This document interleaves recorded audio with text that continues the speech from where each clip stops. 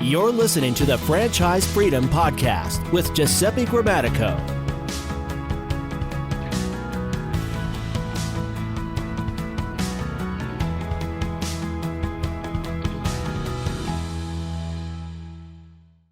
Okay, and welcome to the Franchise Freedom Podcast. I'm your host, Giuseppe Grammatico, your franchise guide, and wanted to thank everyone for tuning in today. We have a very special guest. We have Chris Dupre from Impact Plus Marketing. Chris, welcome to the show. Hey, thanks, Giuseppe. Thanks for coming on board. Really excited because we had Marcus Sheridan. I think you've heard of Marcus from Impact not too long ago. It was a great show. Got a lot of feedback. Actually, usually we get feedback. Great job, and keep it up. And we love it. And for this particular episode, we got a lot of questions. So the timing was perfect because you had reached out and I said, hey, love to come on the show. And it's like, why don't we bring up some of these questions and figure out, have you guys answered directly as opposed to me going back to Marcus and your company. So anyway, with that long introduction, give the audience a little bit of background as to, what got you, I guess, where did you start? How did you get into, working with Impact? Yeah. So long story short, I went to college with the founder of Impact, Bob Ruffalo. So we went to Central Connecticut State University together. Then we both went our separate ways. I was an Army officer for about a decade.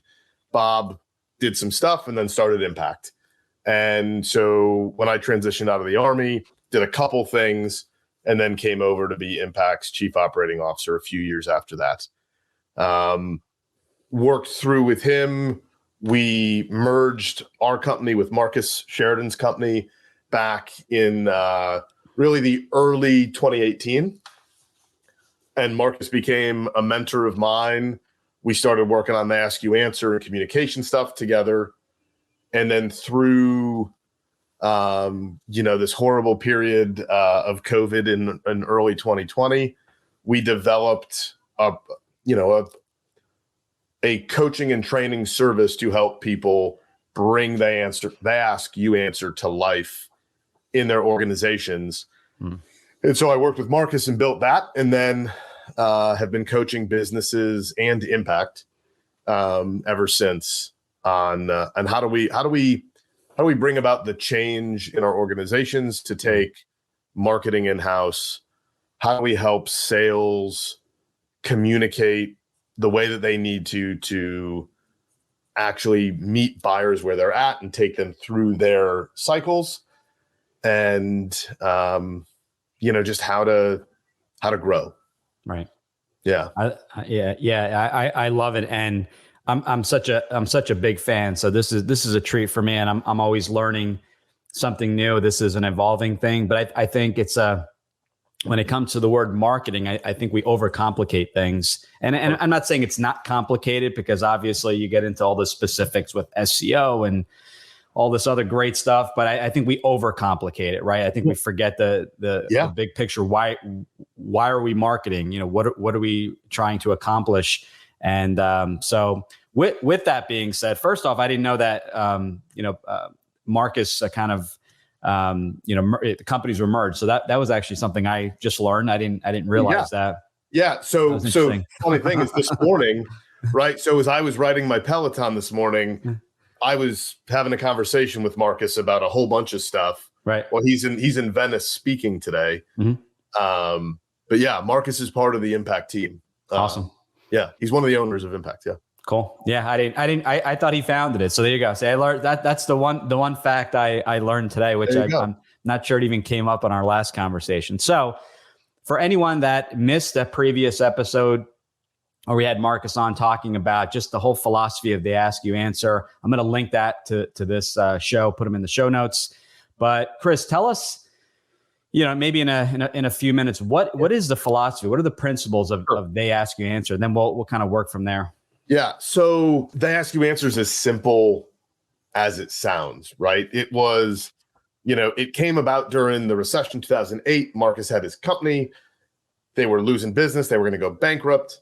And he found content marketing, and he just said, you know what I'm going to do is I'm just going to write answers to the questions that I get on these sales appointments and put them on my website. And as he did that, and as he learned some things, his business survived and has thrived now. But so this idea of, are we answering the things that buyers want to know? Are we actually writing it? And so it comes down to a few, we call them the big five, right? Cost and price. Everybody that looks up anything on the internet wants to look at what is it going to cost, because they want to know, maybe not the specifics, but is it too expensive for me? Is it in my budget? You know, because that's a huge thing. We all do it. Next is, what are the problems inherent with the service product industry? Who does it better? So comparisons, this versus that, right? Best of, and then ratings and reviews. So we find that these are the things that we all care about as buyers. And there's been a huge shift, right? So 20 years ago, if you wanted to go buy something, whether it was a B2B thing, B2B sale, or a consumer product, you talked to a sales guy or gal. You went to a store. You looked in the yellow pages. Well, today, you know, I would argue that like 99% of us, when we have a question that we don't know the answer to, we pull out the computer that sits in our pockets or our purses or in our hand all day, and we go to Google and type it in. So the Ask You Answer is, if we know people are asking questions, we need to be willing as businesses to just answer them. Because the deal is that somebody else in your industry is going to, if you don't. Right. Somebody's going to find out the information, right? So if you don't want to tell your pricing, your competitors generally know what your pricing is. So people are going to find out. Right. So it's better for us to just openly address it and let people know all those different things so that they can get there themselves and then raise their hand. Because studies have shown, 80% of the buying process is done before they talk to salespeople. Right. So if we're a business and we're not educating people and providing them the information that they would need to get to that point, then we're not setting ourselves up for success, right? So that's the gist of the Ask You Answer. It's this idea of openly and honestly educate your buyers and your customers on your product, your service. It can be B2B, B2C, B2B to C. It can be business to government. It can be anything. Right. Because everybody is doing research when they go buy something, right? It's just the natural thing. And so with the Ask You Answer, you're literally doing the type of marketing that people care about, right? And you mentioned something, Giuseppe, about SEO and so there's still some complications to marketing. I would argue that marketing is not complicated at all.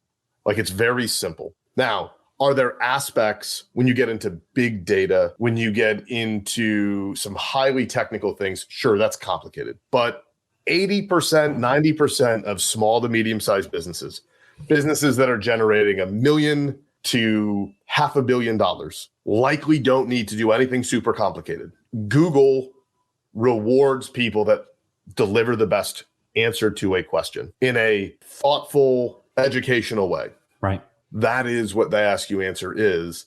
And it's this idea of bringing it all in-house, creating it for yourselves, and educating your buyer through their buying journey. I love it. Very, very simple. And I would add to that, and I think we talked about this with Marcus, but be aware when you do a search. So for example, I didn't get much sleep last night because the smoke alarms are going off. We have no idea why. They're 9 years old. You're supposed to replace them every 10. So my neighbor's like, you may just want to forget the batteries, just replace them. So what did I do? I did a search, but I did multiple searches. How long does a smoke detector last for? And we're talking about a commodity here, right? So obviously you can find that relatively easy. But if you go to switching gears and you go to a coaching website, you go to a marketing company, maybe their website, and cost isn't on there, and realizing there's going to be a range, but there's no talk of cost, book a call for a custom quote.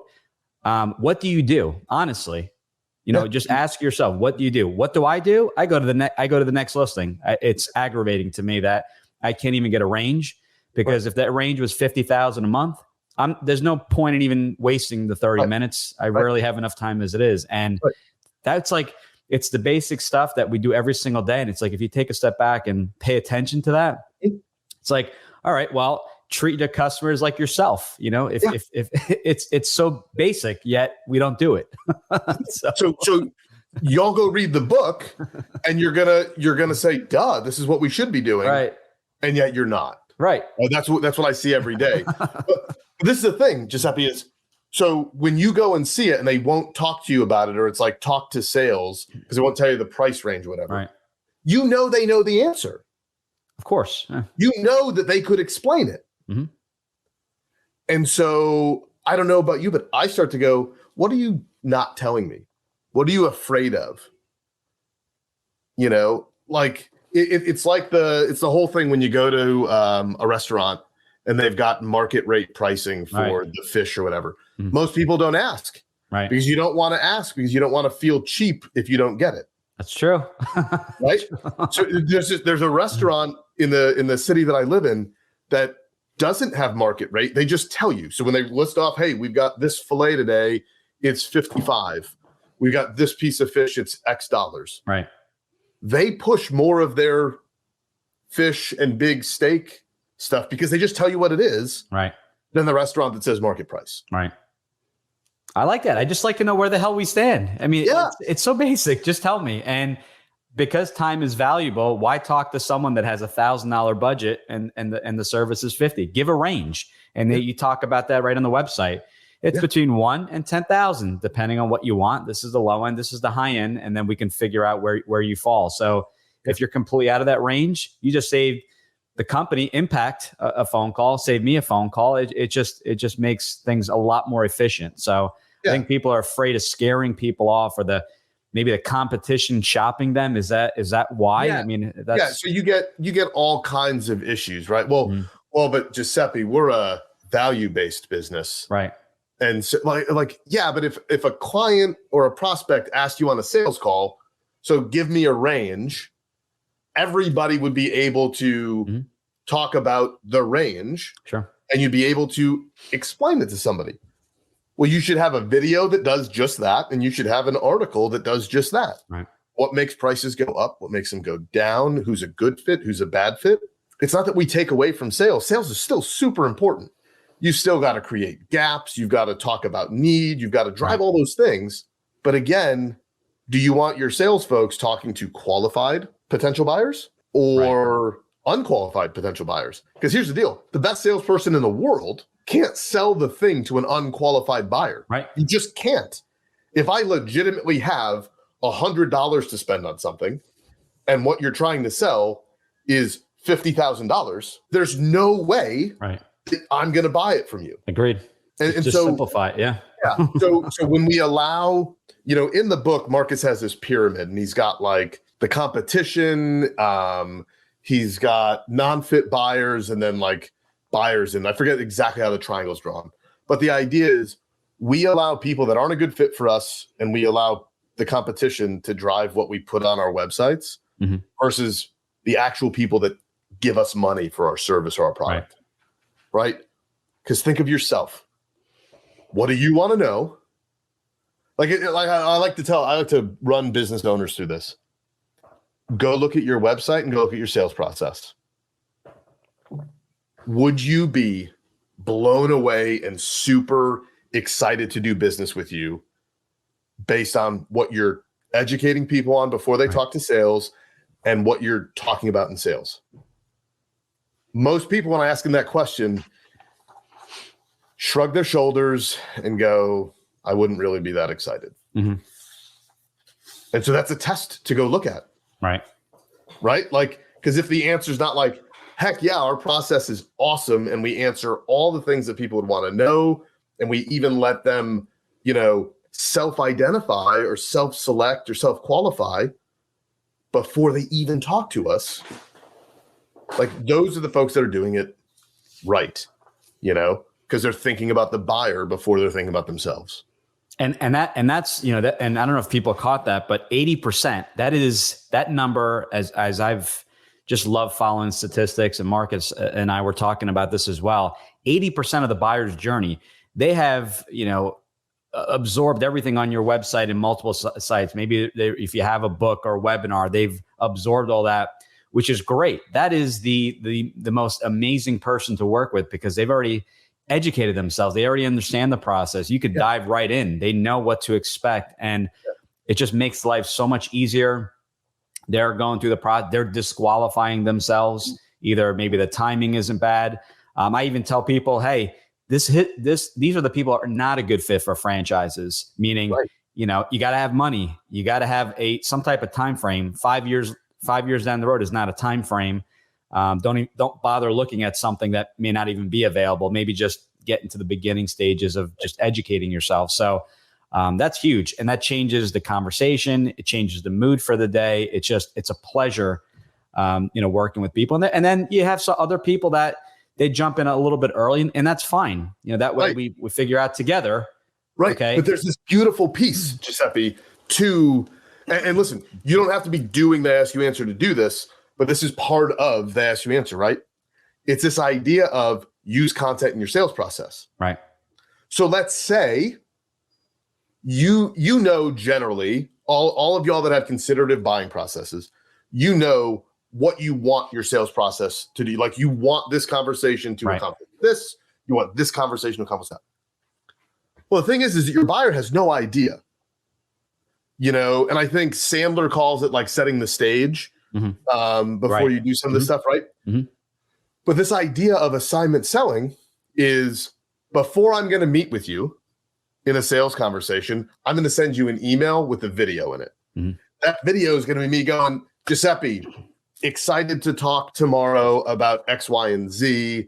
This is what you can expect on the call. And now I've talked with hundreds of companies like yours, talked to hundreds of business owners, whatever your thing is. Right. And everybody's got the same set of questions when we start getting going. So what I've done is I've put an article below that explains the most commonly asked questions about getting started with Impact. I need you to read that beforehand so that we can talk about your specific need, not waste any time on some of the administrative yeses and nos type of stuff, right? Now, you can change that to whatever your thing is, but it's this idea of give them something to be educated about, educate them before they come meet with you. Yeah. Now, you're going to learn a ton about that buyer if they watch your video and if they take the action you've told them to do. Right. It's going to show you that they're super interested in your thing. And if they don't do it, it doesn't mean that they're not super interested, but it also makes you know that you've got more work to do. But if I know somebody's watched my video, so they've already seen my face, they've heard my voice, they've seen that I talk with my hands, and they read the article that I sent them, or they watched another video that explains something, I can start a little bit further. Yep. And then I drive the conversation the way that I want it to go to get to the end state that I'm trying to achieve. Agreed. That's been a game changer. Companies like, and I know you guys are a big fan of Vidyard. When you create the video, guess what? It tells you who opened and watched the video and how long of the video they watched. So that's a little bit of insight. So if someone watched 5 seconds of a 60-second video, they clicked on it, but actually didn't watch it. But that's huge, because it does set the stage. But to your point, they have no idea my process, I took whatever I learned from the book and I put it right on the website, but maybe they didn't get to it, or in many cases they did get to it and they forgot. They did so much research and they forgot what the process was. So this is kind of, hey, you can watch this video, watch it again, multiple times, use it as a reference. I got to the point where I just recorded a show in every stage of the process, because I just think that simplifies 8 to 10 minutes. This is exactly what to expect, and what to prepare for, which is beautiful. So the deal is, and this is the thing is, as long as you're always adding value in that time, the length of the video doesn't matter. Right. Videos need to be as long as they need to be to add the value and to educate somebody, and not a second more. Right. And that's one of those things that as we do this, you get that. So like content and this philosophy is not only for when they're doing their research, it helps you in sales and it just helps continue to move people forward and continue to make them feel good about your product or service, or to disqualify themselves. Right. That's it. That's absolutely it. Educate them to the point where they can make a decision. The decision may be yes to move forward, no. But when people talk about this anxiety and uncertainty, well, what is it? Is it not enough information? Did we not lay it out for you? And I think that, the videos, the additional content that they can reference, because we can only retain so much. I think that's a huge help. So with that being said, I want to pause here. I just want to quick note from our sponsors, and I want to continue the conversation. We hope you're enjoying the show. This episode of Franchise Freedom is brought to you by the SMB Podcast Network.com. The network is a collection of podcasts and shows from around the internet, which focus on bringing you interviews with amazing guests who share actionable advice, ideas, and information for small and medium-sized business owners and entrepreneurs. Visit www.smbpodcastnetwork.com to find more great shows and easily subscribe to be notified of new episodes. It's a great way to discover quality content. If you discovered us today via the network, then I hope you're enjoying the show and will consider subscribing directly so you never miss any of our great episodes. Now back to the show. Okay, and we are back with Chris from Impact. So Chris, switching gears a little bit. So kind of covered philosophies of they ask, you answer, simply answering your prospective clients and questions, right? Yeah. Just answering the questions and being as honest about it. So as honest as possible and just going through all the options. So with that being said, so in the franchise business, there are a lot of companies that there's companies that offer more of turnkey marketing, or maybe it's a home service and they provide the marketing, call center, things like that. But then you have other franchises where it's more of a consultative process, where you're working one-on-one, where maybe some marketing assets are given to you, and then you're able to kind of run that process. There's maybe a lengthier sales process. Maybe it's business coaching, or we have franchises around helping small, medium-sized businesses reduce their expenses. So if you could talk, and the list goes on, there's so many others. So if you could talk to us a little bit about, following the philosophies of they ask, you answer. You had talked about, bringing a team kind of in-house as opposed to outsourcing everything. So, what does that look like? And then we can get into the specifics of, okay, this is the team, and then what should they be producing maybe on a weekly or monthly basis? I think that's great. So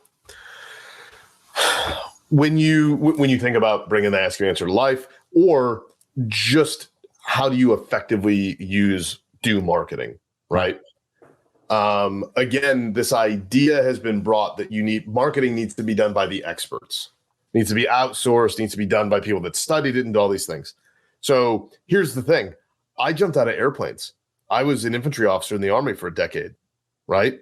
My degrees are in leadership, not in marketing, right? But you figure out this stuff because it's a human thing. But what we found is nobody can talk about your thing with the same passion, energy, and authority as you. Right. So this means you've got to bring your content creation, so written content creation and video content creation, in-house. Right. Because I'm gonna make a bold assumption that most of the entrepreneurs that go into the franchise world do this because you want to have control. You want to have the freedom that comes with being a business owner, not working for, big bureaucracy anymore, or just having to follow somebody else's stuff anymore, right? You want to be on your own. And so while there are totally things that you can and should outsource, depending on your size, you're never going to outsource your product development. You're never going to outsource the sales portion, especially if you have a considerate buying process of your thing. Why would we ever outsource or let somebody else get people 80% of the way through their buying process? Like, we have to do that. Right. Okay. And so there's two roles that are super critical. One comes before the second. Okay. The first role is what we call a content manager. Now, You could call it content manager, you call it content writer, you call it content creator. I don't really care, but here's their job. They are responsible for creating 3 educational articles a week that you can use in the sales process. They are the person that interviews you as the franchise owner, you as the expert, or your team of subject matter experts, and answers the questions that your sales folks are getting from buyers. And so you're looking for a college graduate that just came out of like a journalism program or communications program that knows how to write and knows how to interview, right? That's it. They know how to write. They know how to interview. The rest of it, you can learn from reading the Ask You Answer. You can learn from some other programs that Impact has. Mm-hmm. But the idea is they write 3 articles a week, every week, forever. Right. Now you might be asking, why 3 articles a week, every week? We've seen that 3 articles a week consistently that educates buyers, gets Google's attention at the 3 to 6 month window, and we start to see keywords grow, and we start to see organic traffic grow at an exponential rate depending on the industry that you're in. So if you're in an industry that people are always looking for, you're going to see exponential growth. So think anything home related, right?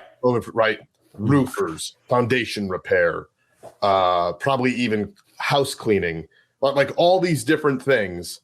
People are looking for that stuff. Now, if you're an information technology franchise, something like that, like you're in an industry where people sort of set it and forget it. Right. You have to be more specific, and there's some more stuff. You might not see the crazy growth, but you're going to see growth of the right fit buyers if we do the Ask You Answer right. Okay. So 3 articles a week, every week, content manager. Generally speaking, those folks, $45,000 to $65,000 a year is that range. Okay. And it depends on where you are in the US. I'm in Connecticut. We're probably towards the higher end. If you're in Georgia, maybe you're on the lower end, right? Just depends on the cost of living around where you're at. So that's marketing hire number 1. And if you're like, well, Chris, I don't have a manager for me. Doesn't matter. You don't need a marketing manager first. You need a content manager, right? Because that is going to be the foundation. Okay. Next hire is a videographer, Giuseppe, and they do the same thing but with video. Okay, and they're producing 2 videos a week. All right. So when you do 2 videos a week or 10 videos a month, you're creating 120 videos in-house with somebody. And that salary range is the same salary range.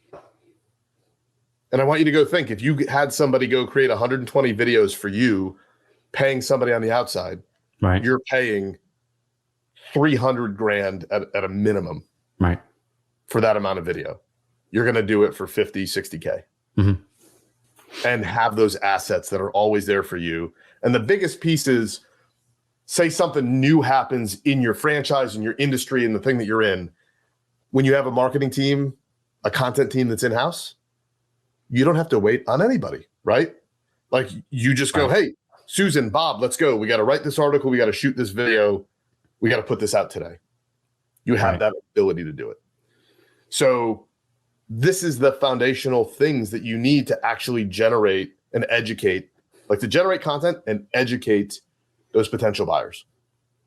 So, and that's a great, that actually really summarizes things. It gets really direct. This is exactly to the point of the amount of content, the 2 people you need on the team and the salary. So I greatly appreciate it.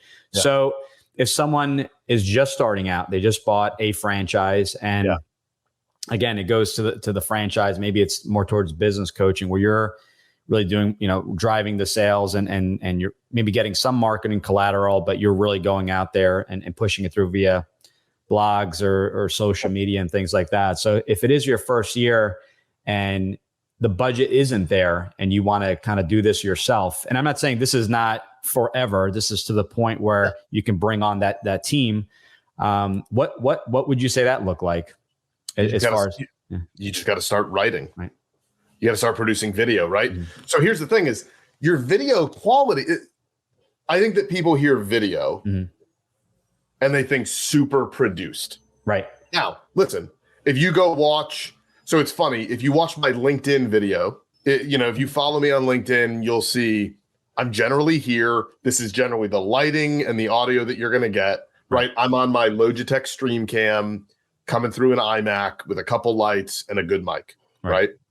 Now, my marketing team will cut up stuff and add subtitles for me, put a little music in the background. But quite frankly, they don't even need to do that. You could just get a video out of you being right here, just talking, educating people. That's going to start to work. Right. As you grow and develop, go get good camera, go learn how to edit a little bit, add audio, add some music in the background, add some good transitions so you capture people. But I would just start by hit record, start writing every night, because that's what it's going to take. Right. But the things you got to start with are, what are the questions you got asked that day? Because one of the things, I think people forget about is there's a lot of other people doing the same thing that you're doing. And so I want you all to ask this question: why would somebody choose you over the next person or that next company? And a lot of people's answers are, well, my team or my people. That's not a good enough answer. You've got to show me, what does that mean? Help me understand what quality means to you. Help me understand when you say, well, our people are great. Well, what does that mean?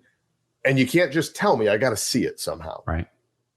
Right. So video allows us to do that. Video is huge. I will say that, because people say, I've watched your couple of your episodes and I feel like I know you. I feel like we've already spoken before, and I'm not saying blogs are not important, and they obviously are. And, for SEO, that's how people are finding you. But man, people are like, there was this connection. I felt like, maybe we are from the same state or went to the same college or whatever the case is. I've been hearing that quite a bit, because at the end of the day, do business with people you enjoy working with, right? I mean, that's what it comes down to. So the video component, I did not realize until the last, actually, because of COVID, since we were forced to be on video, how much of how much that helped with people making the decision. Because I'm a franchise coach. There's plenty of us real estate agents, times 100, of the amount of franchise coaches out there, or even 1,000. So absolutely, to your point, right? How do I select? You got to select one. So what's a differentiator between the? So I mean, just think about it. Like, that real estate one is a great example, right? How do I pick the right real estate agent? Now, for me, I've got a couple friends, right? So I'm like, oh, which friend do I choose if I was going to go do that? But if not, I'd go to Google and I'd probably type in real estate agents near me. And imagine if you're the one that's writing the articles about, here's the top real estate agents near us. Hey, I'm thinking about selling my house. What should I be preparing for? Yeah. That's something that you would ask a real estate agent, right? Holy smokes. If you wrote an article or had a video that said, here's the 3 things that you've got to have down before you sell your house, you're going to start getting more people making you their agent. Right. These are the things that we can do if we focus on it. The other thing I want people to think about is, a lot of people put a lot of money in paid advertising. It's not bad, but if you haven't built the backside, so where is your paid traffic taking them to? Do you answer the questions? Do you deliver on the ad? And do you have a really clear path to a sales conversation or education? If you don't have those things figured out, you're just lighting money on fire. Right. Agreed. So you have to have this content. You have to have those things figured out. There's no magic pill to take to just take off. It's going to be hard. It's going to take work, but it's not ultra complicated. It is something that each one of you entrepreneurs, business owners can do internally. Right. And don't let anybody else tell you that you can't. Agreed. And you've actually, I've been following you on LinkedIn. So you've had some great articles on why outsource your content, paid ads. Those I think in the past week or so. So very, very helpful, very, very direct. And, for anyone listening in, really think about, what's the common complaint? I've worked with marketing companies in the past, and I'm not getting enough leads. Well, are you not getting enough leads? Because in our business, we're individuals. We're the only person speaking with all of our candidates. So is it the number of leads, or does the sales process need to be kind of buttoned up, right? With video, setting the expectation, answering those questions. So maybe it's not the number of leads. Quality, obviously, you can always improve with content, but what does your sales cycle look like? Your entire process look like, and how can you improve? So it really kind of shines that light that you have to look at the whole picture, right? Not just marketing and leads and marketing. So here's the thing: is you cannot take account. How do I say this better? You have to take accountability for the results that you're getting from a marketing standpoint. Right. So if you don't know what they're doing for you, B, they're not getting results, aren't coming in. It's not that they're bad. It's that the system and the way that you're doing is fundamentally flawed, because you're just like, I'm not going to deal with this leads problem. This agency can handle it, or these outsourced folks can handle it. No, you are the business owner. You're responsible from everything that happens. Right. And if you're not answering people's questions, if you're not thinking like a buyer, you're going to struggle, and you're going to have unqualified leads. And then if you have unqualified leads, your sales process doesn't even matter, right? Right. Because that's true. And it's frustrating. It's because you're not closing. You're talking to all these people. No one's moving forward. Well, you get back to the root. The root is that you have tire kickers. You have people that were not qualified getting into your process. You eliminate them, and life is good. Life is much better. Correct. And that's the thing. That's what we've got to focus on as we move forward. Awesome. Now this was very helpful, and I hope people took note. And what didn't we talk about? I know there's so much, but any other piece of advice? People obviously is taking a step back, because this is a new concept for a lot of people. It sounds like common sense, but when they take the step back and just say, take the hour, maybe it's a Friday morning before you start your day, and review your website, review your sales process. I have done that, and I'm like, wow. I don't know how to make the changes on it. I know the changes to be made. I have to obviously pay someone to help me there. But that's an example. That's an example of something that you shouldn't have to learn. Like, you don't need to go learn how to do code. Right. Now, you should get a website that's built that you can easily manipulate, as you go. But this idea, it's just not that complicated, y'all. Don't let anybody sell you that it is. And take the time to go read Marcus's book, right? Read his book. You're going to have one or two reactions. The first one is, duh, oh my God, I need to be doing this now. Or there's no way this is ever going to work for me. Right. And the people that are going to say that, you're in your head, whether you actually say this or not, is you're going to say, well, I'm different. Like, my company's special. Right. And as Marcus would say, like, the special sauce is just Thousand Island dressing. Like, we're all in the business of trust. You can't sell anything without establishing trust. And that's what all of this stuff is about. Amen. And I agree with that. And I was one of those people. Our process, our industry is different, and I was wrong. And I openly admit that, because it's a little bit different. It's not your standard, because a lot of marketing companies in the past treated me the same, as everyone else. Like, okay, whether you're a real estate agent, a franchise coach, whatever you are, we're going to throw you in the same kind of boat and throw the same social media templates, and all that kind of great stuff out. So I agree 100%. It's the same thing. Without trust, without educating, it's just, you have a broken process. So, and so as long as you're always building that, and you're always educating people, the platforms, the mediums that you're going to use are going to change. Right. If your whole audience is in TikTok, then you should do they ask you answer stuff in TikTok. Right. Now, I would assume most of our audience probably isn't there, but LinkedIn's probably a good channel for any of those professional services. For the consumer stuff, Facebook and Instagram might be great avenues. But don't just show me about you. Don't talk to me about you. Show me how you solve the problem that I've got. Educate me on the problem that I've got. Educate me on all those things we've already talked about. And those are great channels on top of your website, right? So, right. I agreed. Yeah. And if they want more, come to the website and, they read the blog, they like what they have to read, come to the site and make it very easy. I always say, make things easy. Right. That book a call or contact you needs to be front and center for them to reach out to you without it being overly salesy. And you make it simple. If they have to scour the whole website to contact you, Well, they're not going to. They're not going to. Right.